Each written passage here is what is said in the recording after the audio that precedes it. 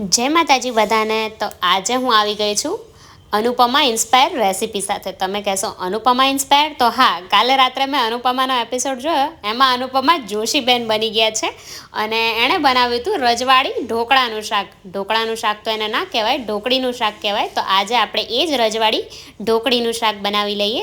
તો એના માટે અહીંયા મેં એક પેનમાં 1 કપ જેટલું પાણી ગરમ થવા માટે મૂકી દીધું છે અને અહીંયા મેં 1 કપ જેટલો ચણાનો લોટ લીધો છે।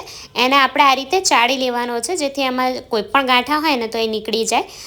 તો અહીંયા ચણાનો લોટ રેડી થઈ ગયો છે। આપણું પાણી ગરમ જ થાય છે ને ત્યાં સુધી આપણે ઢોકળી અને જે શાકનો વઘાર કરીએ ને બંનેમાં આદુ મરચાં અને લસણનો યુઝ કરવાનો છે।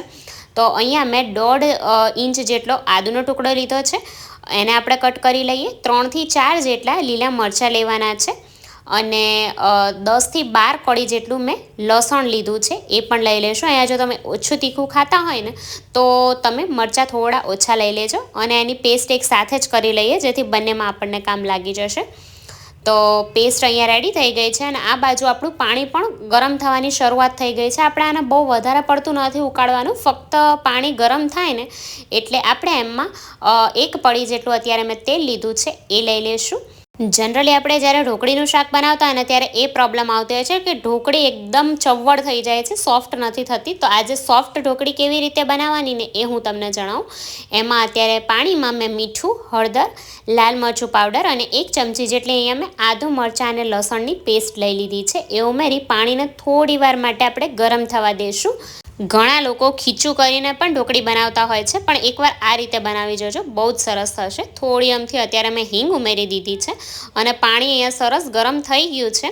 હવે આપણે જે ચણાનો લોટ લીધો તો એમાં થોડું થોડું પાણી ઉમેરતા જવાનું છે અને એક થીક ખીરું, આપણે ગોટાનું ખીરું કેવું હોય એવું બનાવી લેવાનું છે। બધું જ પાણી આપણને નહીં ઉપયોગમાં લાગે, થોડું અમથું વધશે તો ચાલશે, પણ આપણે થીક ખીરું બનાવવાનું છે। તો આ રીતે થોડું થોડું પાણી લઈને હું એનું ખીરું બનાવી લઉં।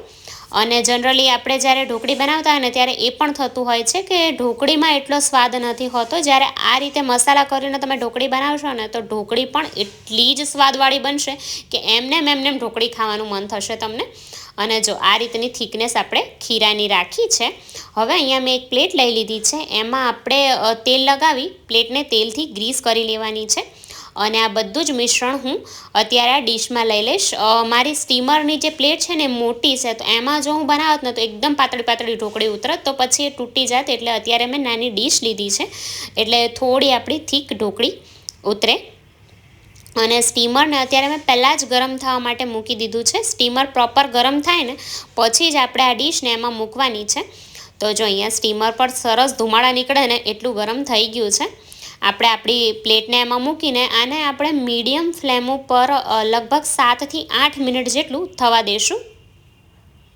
તો જ્યાં સુધી આપણી ઢોકળી ચડે ને ત્યાં સુધી આપણે આપણી શાક વઘારવાની જે તૈયારી છે ને એ કરી લઈએ। તો એના માટે અહીંયા મેં 2 નાની સાઇઝની ડુંગળી લીધી છે અને 1 મોટું ટમેટું લઈ લીધું છે। તો ડુંગળીના આપણે ફોતરા કાઢી લેવાના છે અને નાની ડુંગળી છે ને એટલે અત્યારે મેં 2 લીધી છે। જો મોટી હોય ને તમારી પાસે તો 1 જ ડુંગળી લઈ લેજો। અને હજુ મને એવું લાગ્યું કે ડુંગળી થોડી ઓછી પડશે તો બીજી હજુ 1 નાની ડુંગળી મેં લઈ લીધી છે। અને આપણે આને પ્યુરી નથી કરવાની, આપણે એકદમ જે ઝીણા કાણાવાળી છીણી હોય ને એનાથી આપણે એને છીણી લઈશું। ઢાબામાં અને એમાં જ્યારે કાઠિયાવાડી શાકની ગ્રેવી બનતી હોય ને ત્યારે એ લોકો ડુંગળી ટમેટાં છીણીને જ લેતા હોય છે। અને અહીંયા જો ડુંગળીને છીણતા ફ્રીમાં જ મારી આંખોનો સ્પા થઈ ગયો છે। અને આ જ રીતે એ જે નાના કાણાવાળી છીણી છે ને એનાથી જ આપણે ટમેટાને પણ છીણી લેવાનું છે। એનાથી 2 ફાયદા થશે, ટમેટાની છાલ પણ નીકળી જશે। તો અહીંયા ડુંગળી અને ટમેટાં બંને છીણાઈને રેડી થઈ ગયા છે અને આદુ મરચાંની પેસ્ટ તો ઓલરેડી રેડી જ છે। અને આપણે આ કર્યું ને ત્યાં સુધી સાઈડમાં જો આપણી ઢોકળી પણ સરસ ચડી ગઈ છે। ચપ્પુ નાખીને એકવાર ચેક કરી લેવાનું, ક્લીન બહાર નીકળે છે એટલે થઈ ગઈ કહેવાય। હવે આપણે આને પહેલાં ઠંડી થવા દઈશું, પછી આપણે એને કટ કરવાની છે। અને આમાં લીમડો પણ જોશે તો આપણે બાલ્કનીમાં જઈને લીમડો લઈ લઈએ। આ મારી એક નાની એવડી બાલ્કની છે જેમાં મેં મોટાભાગે ઇન્ડોર પ્લાન્ટ્સ જ ઉગાડ્યા છે અને આ મારું એક હેપી પ્લેસ છે, અહીંયા બેસવું મને ખૂબ જ ગમે છે। તો હવે પેનમાં હું 2.5 થી 3 પડી જેટલું તેલ લઈ લઈશ। આ શાકમાં તેલ ખૂબ જ જતું હોય છે, ધાબામાં તો એ લોકો 5-5, 6-6 પડી તેલ ઉમેરતા હોય છે, પણ અત્યારે આપણે ઓછા તેલમાં આ શાક બનાવીશું. તો અત્યારે અઢી પડી જેટલું મેં તેલ લીધું છે. તેલ ગરમ થાય એટલે એમાં અડધી ચમચી જેટલી રાઈ, 2 જેટલા સૂકા લાલ મરચાં લઈ લઈશું. રાઈ ફૂટે ને એટલે એમાં થોડી એમથી હિંગ અને 1/4 ચમચી જેટલો આપણે અજમો લઈ લઈશું. અજમાથી આ શાક વઘારવાનું, કારણ કે આપણે આમાં બેસનનો ઉપયોગ કર્યો છે તો ડાયજેસ્ટ થવામાં આસાની રહેશે. અને અડધી ચમચી જેટલું મેં જીરું અને 1 ચમચી ભરીને મેં આદુ મરચાં અને લસણની પેસ્ટ અહીંયા ઉમેરી દીધી છે. અને થોડી વાર હું એને ઢાંકી દઉં જેથી જે વઘાર છે ને એ ઉડે નહીં. અને લસણ અને આદુની કચાશ દૂર થાય એટલું એને સંતળાવા દેવાનું છે. 5-6 પાન હું લીમડાના પણ ઉમેરી દઈશ. અને આપણે જે ડુંગળીને છીણીને રાખી છે એ આપણે આ સ્ટેજ ઉપર એમાં ઉમેરી દેવાનું છે. અને ડુંગળીને એનો કાચો સ્વાદ જતો રહે અને સાઈડમાંથી તેલ છૂટું પડવા માંડે ને ત્યાં સુધી કૂક થવા દેવાની છે. જો અહીંયા ડુંગળીમાંથી તેલ છૂટવાની શરૂઆત થઈ ગઈ છે. હવે આપણે જે ટમેટાં છીણીને રાખ્યા હતા એ ઉમેરી દઈશું. અને ટમેટાને પણ એનો કાચો સ્વાદ જતો રહે અને એમાંથી તેલ છૂટવાની શરૂઆત થાય ત્યાં સુધી થવા દેવાનું છે. અને આ સ્ટેજ ઉપર સાથે સાથે હું એમાં સ્વાદ પ્રમાણે મીઠું પણ ઉમેરી દઈશ, જેથી આપણા ડુંગળી અને ટમેટાં પ્રોપર ચડી જાય. અને અત્યારે મેં ડુંગળી અને ટમેટાના ભાગનું જ મીઠું ઉમેર્યું છે, બાકીનું મીઠું હું પછીથી ઉમેરીશ. તો આ થાય ને ત્યાં સુધી આપણે એક મિશ્રણ રેડી કરવાનું છે. તો એના માટે અહીંયા મેં 1.5 કપ જેટલી એકદમ ખાટી હોય ને એવી છાશ લીધી છે. અહીંયા હું રેકમેન્ડ કરીશ કે ખાટી છાશ જ લેજો તમે, તો જ આ શાકનો ટેસ્ટ છે ને બહુ જ સરસ આવશે. અને એમાં આપણે 1 ચમચી જેટલો અહીંયા મેં બેસન લીધો છે અને એને મેં ચાળી લીધો છે, એ આપણે ઉમેરી દઈશું. અને એનો ઘોળ બનાવી લેવાનો છે. ઘણા લોકો દહીંમાંથી પણ આ શાક બનાવતા હોય છે, પણ જો તમે ઓરિજિનલ કાઠિયાવાડ સાઈડ જાઓ ને તો ત્યાં એ લોકો કઢી પણ ખાટી છાશમાંથી જ બનાવતા હોય છે. અને આ શાક પણ આ જ રીતે ત્યાં બનતું હોય છે. તો આ રીતે આપણે બીટરની મદદથી એને પ્રોપર મિક્સ કરી લેવાનું છે. તો અહીંયા આપણું આ ગોળ બનીને રેડી થઈ ગયું છે. અને આપણી ઢોકળી પણ ઠંડી થઈ ગઈ છે. તો આપણે એને પણ કટ કરી લઈએ. અને એકદમ સોફ્ટ આપણી ઢોકળી બનીને રેડી થઈ છે. બિલકુલ પણ ચવડે નથી થઈ ગઈ. જો હું તમને એક તોડીને પણ બતાવું તો આ બાજુ આપણા ડુંગળી ટમેટામાંથી પણ તેલ છૂટવાની શરૂઆત થઈ ગઈ છે. હવે આપણે જે ગોળ બનાવીને રાખ્યો હતો ને એ આપણે આમાં ઉમેરી દઈશું. અને આ રીતે ગોળ બનાવીને છાશ તમે ઉમેરશો ને એટલે આપણી છાશ, જે ઘણીવાર એવું થતું હોય છે કે આ રીતે શાકમાં ઉમેરીને એનો ફોદા થઈ જાય છે, એ નહીં થાય. હવે આપણે આને ગરમ થવા દેવાનું છે, પછી જ આપણે આમાં બાકીના મસાલા કરીશું. તો થોડી વાર માટે આપણે આને થવા દઈએ. જો આ રીતે છાશ સરસ ગરમ થઈ જાય ને એટલે એમાં આપણે હળદર, 1 ચમચી જેટલું ધાણા જીરું અને સ્વાદ પ્રમાણે મીઠું ઉમેરી દઈશું. આપણે આગળ પણ મીઠું ઉમેરેલું છે એટલે મીઠું અહીંયા થોડું સંભાળીને ઉમેરવાનું છે. 1/4 ચમચી જેટલો અહીંયા આપણે દાળ શાકનો ગરમ મસાલો ઉમેરી દઈશું. મેં અહીંયા બાદશાહનો જે રજવાડી ગરમ મસાલો આવે ને એ લીધો છે. 1.5 ચમચી જેટલું કાશ્મીરી લાલ મરચું પાવડર લેવાનો છે આપણે.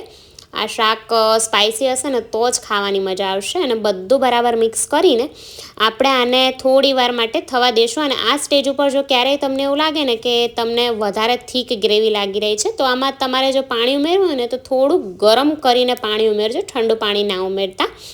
અને હવે આપણે જે ઢોકળી કટ કરીને રાખી હતી એ આપણે આમાં ઉમેરી દઈશું. મને ગ્રેવી ખાવી વધારે પસંદ છે એટલે હું ઢોકળી થોડી બચાવી રાખીશ, કારણ કે ઢોકળી હું એમનેમ જ ખાઈશ અને શાકમાં ગ્રેવી મને વધારે ગમે છે.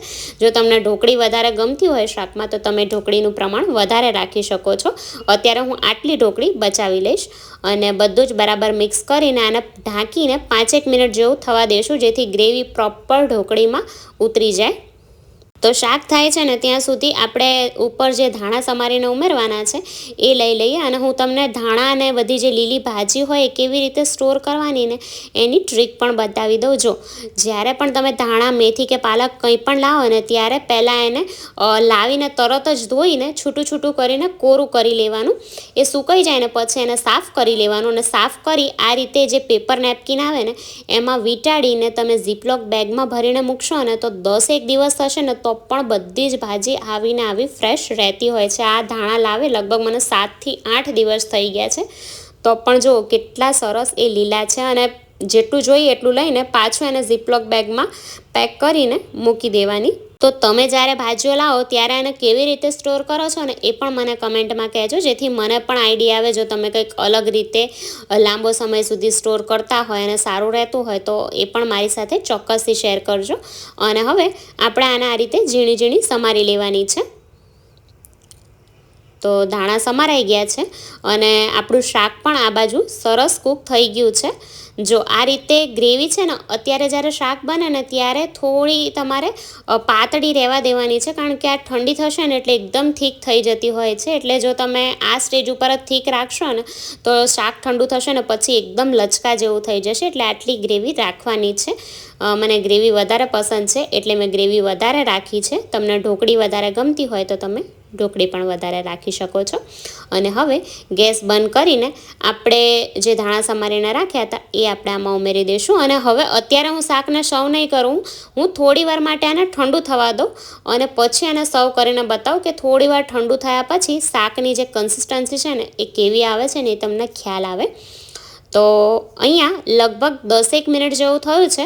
હજુ શાક ગરમ જ છે, એકદમ ઠંડુ નથી થઈ ગયું. અને તમે જોઈ શકો છો કે આ રીતની એકદમ થીક આપણી ગ્રેવી થઈ ગઈ છે. એટલે જ મેં તમને પહેલાં કહ્યું હતું કે એકદમ થીક ના કરી નાખતા, થોડી પતલી આપણે એ ટાઈમે રહેવા દેવાની છે. અને આ શાકને જ્યારે તમારે ખાવું હોય ને ત્યારે 10 મિનિટ પહેલાં જ ઢોકળી ઉમેરીને એને ગરમ કરીને સર્વ કરવાનું. પહેલેથી જ જો ઢોકળી નાખીને રાખશો ને તો પણ એ ઠીક થઈ જશે. તો શાક રેડી છે, આપણે આને સર્વ કરી લઈએ. તો અનુપમા સ્ટાઇલ રેसिपी बनावी है आज, तो एंडिंग पण एना जेवुं ज करी लईए चलो आज। तो कैसी लगी आपको मेरी ये रेसिपी मुझे कमेंट में लिख के ज़रूर से बताना। और अभी तक अगर आपने मेरे चैनल को सब्सक्राइब नहीं किया है तो कोई बात नहीं, जब आपकी वाइब्स फूड गुरुकुल से मैच कर जाए ना तब कर देना। तो जय श्री कृष्ण।